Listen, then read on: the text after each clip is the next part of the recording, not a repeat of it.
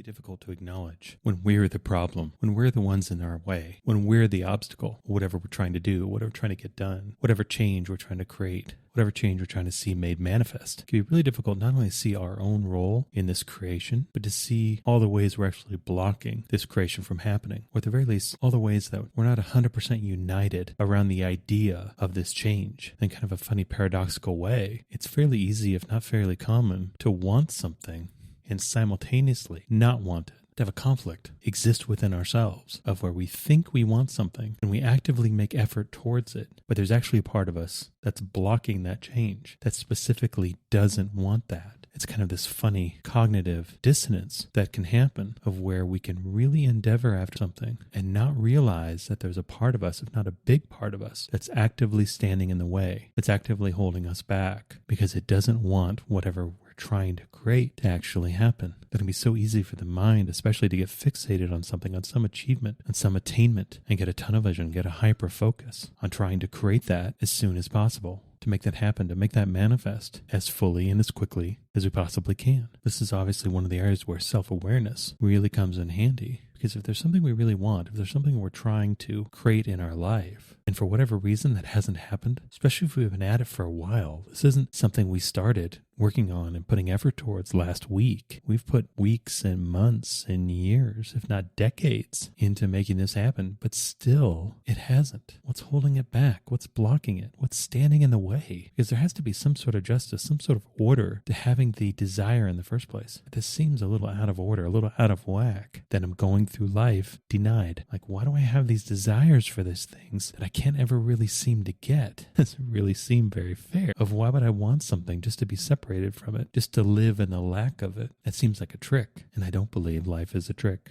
And that oftentimes when something seems like a trick, there's just some deeper meaning that I haven't really comprehended yet, that it's something I don't understand. In fact, that's the benefit of things appearing to be a trick in the first place, that it causes me to look deeper. This fundamental belief that everything that happens isn't just some random assortment of atoms crashing into each other, but it also isn't some punishment for something else, something external of me, some external judgment, either rewarding me or punishing me based on past performance. That there is actually an order, a congruent, a balance for what's happening. And this balance exists between my outside and my inside. And so in these times where things really don't seem to make sense or really start to feel like a trick, I think those are excellent times to start to probe within, to really start to look for meaning. Because personally, every time I've done this, I've always found it. And so building this habit, building this response to when life doesn't make sense, to use this as a prompt and an encouragement to go within, I found to be uniquely helpful. And I know I'm not alone in that. But I think one of the interesting things that comes up when I really ponder these times of not getting what I want, and not from a basic perspective, but something I'm really pursuing, something that's really important to me. Why is it that this hasn't shown up yet? Well, without fail, if I look deep enough for long enough, I can always find somewhere that I'm in my own way. I can always find some way that I'm playing the part of the obstacle, that I'm pushing back, that I'm saying no to this thing that I want. And it seems to me anyway that when our internal energy, when part of us is a yes and part of us is a no, that's the perfect recipe for stagnation. And oftentimes stagnation is what's experienced at the heart of this lack of fulfillment, because we wouldn't be feeling so unfulfilled if something else was really happening for us, if something else was really moving forward for us, that if we had asked for A, but instead gotten B, we wouldn't really worry so much, or really probably even put a lot of thought or energy into thinking about that lack of A. It's really kind of the lack of anything, no A or any other letter, that causes us to get fixated on our lack of what we want. It's the stagnation. It's the lack of change. It's the lack of results. It's the lack of positive outcomes that have caused us to focus on the lack of fulfillment of what we want. It's the stagnation that causes the discomfort. It's when we find ourselves in these places of stagnation, we find our lives are stagnated, or just our lives are just kind of stopped progressing towards the things that we really want. It's important to look inside of ourselves and see if we're truly receptive, truly in alignment with what we want. Because on a superficial level, at first blush, it would seem, of course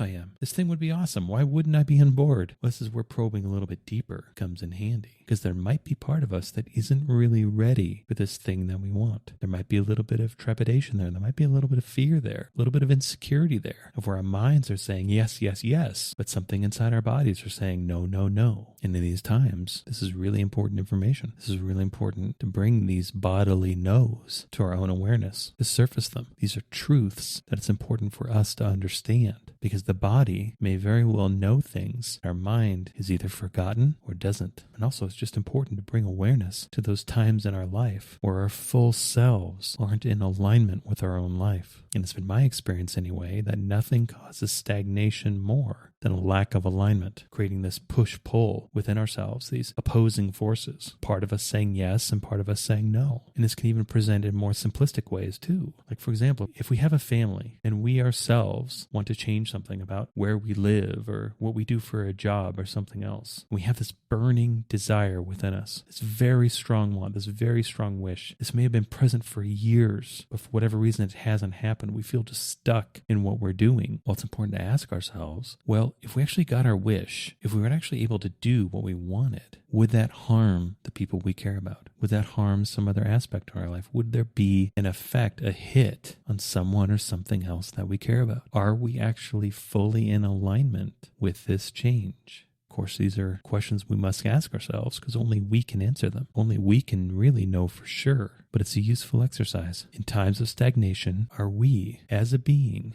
out of balance, not fully in alignment with the change that we seek, which is then causing the stagnation that we experience? Because again, it can be so easy, it can be so automatic to assign everything outside of us as the obstacle, as the problem, as the thing in our way that's preventing fulfillment and attainment and achievement and possession of what we want to change. But it's equally important, especially during times of stagnation, to look within ourselves, to look for the ways that we ourselves are the obstacle. Because sometimes this is a really good thing. Sometimes we can realize we're chasing after something we don't actually want, that there are higher priorities blocking this for our own good. In the case of the situation with our environment or our job or what have you that would negatively harm those around us that we care about, well, obviously that's more important. For many of us, the idea of doing harm to the people we care about is far worse. It doesn't even come close to balancing the benefit that we would attain and achieve through having our wish granted.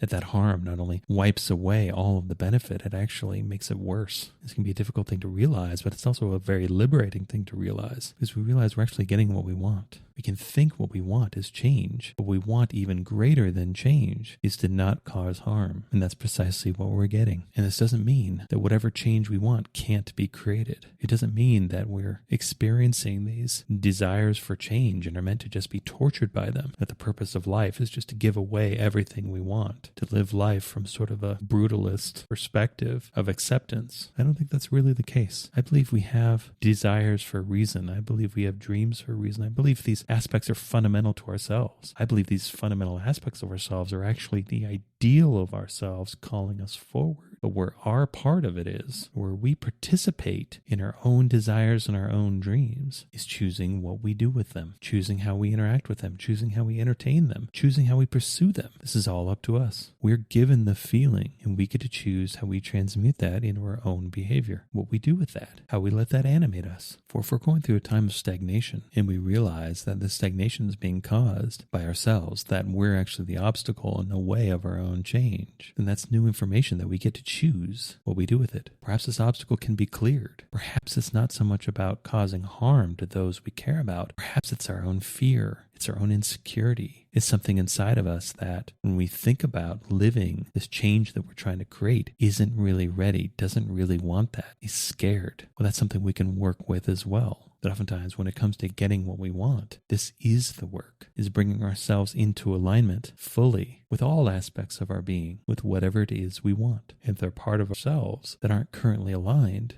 well, that's our work. And perhaps our work is realizing that the part that isn't aligned is actually right, is actually more fundamental to ourselves. It's a better opinion. It's actually correct that what we're pursuing wouldn't actually be good for us, that we're pursuing it for other reasons. This is one of the ways that we can often easily spot our own self-centeredness, is when something else inside of us is pulling back, is trying to restrain our own gratification because it's not truly in line with our entire being, especially when it's our bodies doing this. I think it's something that's really important to not ignore, that our bodies know the truth. At the very least, our bodies know a truth that is important for us to understand. It's asserting itself for a reason. There's something we should know. There's some missing aspect, missing element, missing piece of information that's fundamental, that's integral to whatever we're trying to do. And so our bodies are speaking up. But where this can get complicated is when we want to do something, or we think we want to do something.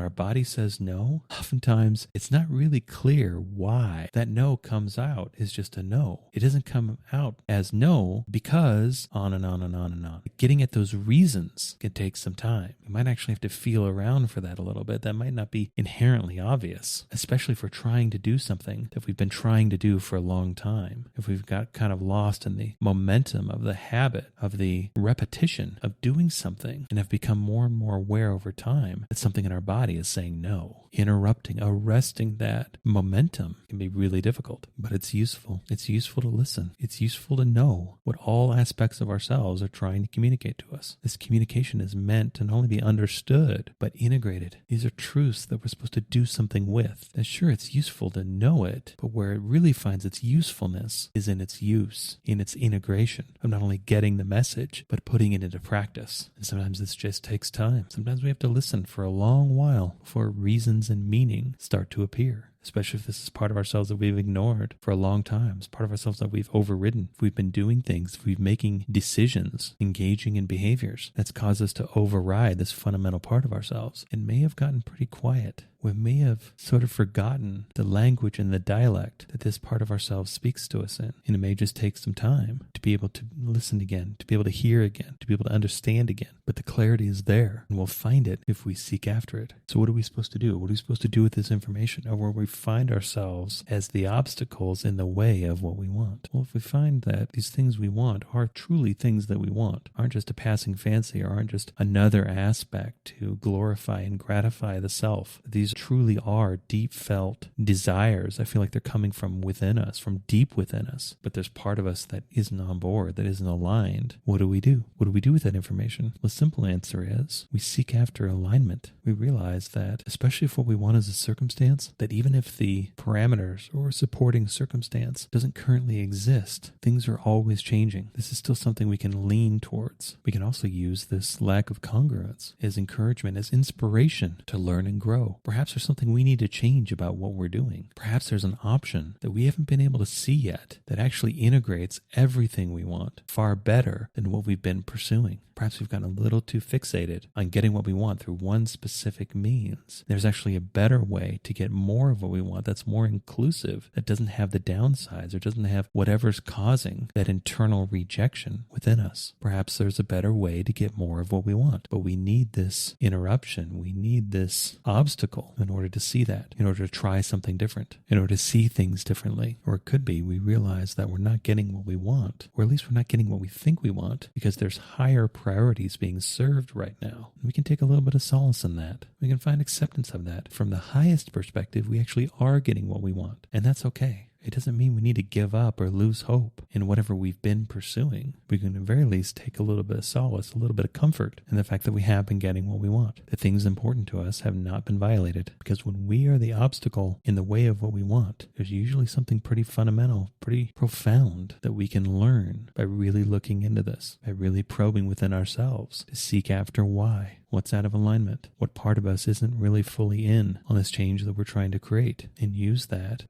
as a way to endeavor creating change with our full selves. Because often we're experiencing stagnation. That's been the missing piece. That whatever change we're trying to create, it hasn't been being done with and through our full selves. And so if it's change that we want to create, it's important. It behooves us to find ways to create that change fully with our full selves, with our full alignment. Because the more out of alignment we are with whatever we're trying to do, the more effort will be required. And sometimes we can override and overrun this lack of alignment, but we will tire. Will is not infinite, and oftentimes the harder we push, the more we're presented with things to push against, seemingly to lead us back to this fundamental truth. The fundamental truth that we should seek alignment first with anything that we're doing in our life, but especially in trying to create change. Create change from a place of alignment, not to create change to try to gain alignment. I don't think it works that way. In fact, in my experience, when I've tried to create change, when I haven't been aligned with that change, that chasm, that conflict only grows. That if we can first see create union and unity within ourselves, then we'll find the change that we really want to create. We'll live the change that we really want to create because we'll be able to do it fully. We'll be able to do it fully. We'll be able to experience it fully because we're doing it and experiencing it with our full selves. We are fully in alignment with the change that we want to create. Thus, we can not only create it fully, but live it fully.